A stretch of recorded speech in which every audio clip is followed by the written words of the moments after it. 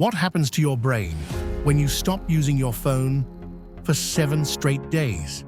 No scrolling, no swiping, no screens, just you and your brain unplugged. This isn't a productivity challenge. This is a science experiment. Because the human brain was never designed for 5 hours of screen time a day. So what happens when we take it away? Let's find out, day by day. Day 1. Dopamine withdrawal. Day 1 feels strange, like you've lost something invisible. Your hand reaches for your pocket, even when there's nothing there. That's because your brain is wired for rewards. Every swipe, like, or ping gives you a microdose of dopamine, the brain's feel-good chemical. Your phone is designed to trigger that loop hundreds of times a day. When the phone disappears, so do those constant dopamine hits. The result? A crash. You feel uneasy, anxious, and mentally itchy, like you're waiting for something that never comes. You're not just bored, you're in withdrawal, and your brain doesn't like it. Day 2. Stimulus hunger. By day 2, your brain is restless. It wants stimulation, any kind. You open the fridge 5 times in 1 hour. You reread old text messages. You start counting ceiling tiles.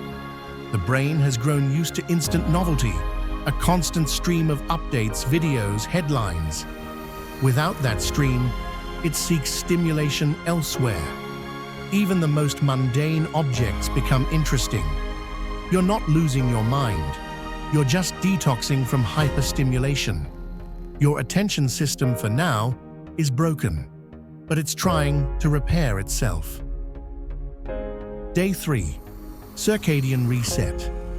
Something changes on day 3. Your body starts to relax. Without the glow of screens before bed, melatonin levels rise. You fall asleep faster and more deeply.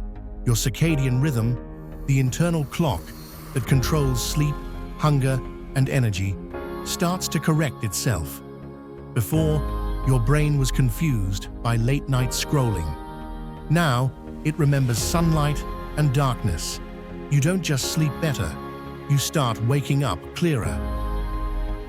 Day 4. Attention returns. On day 4, something odd happens. Your thoughts start to slow down. You begin reading without getting distracted. You finish full conversations. You can even sit with a thought and follow it. Your brain is no longer switching tasks every 30 seconds. The circuits for sustained attention, unused for years, are waking up. This is what focus feels like, and it's quiet.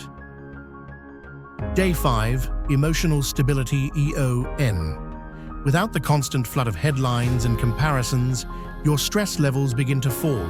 Your cortisol, the stress hormone, starts to normalize. You feel more patient, less reactive, more in control. No viral outrage, no fake urgency, just space. Your emotional brain, especially the amygdala, is finally getting a break. Day 6. Creativity returns.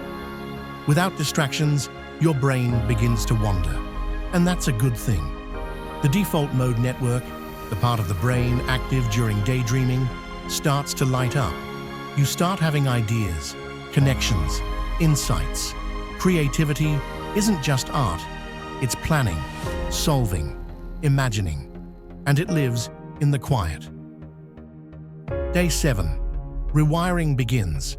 By now, something irreversible has begun. Your neural pathways, the literal structure of your brain, are changing.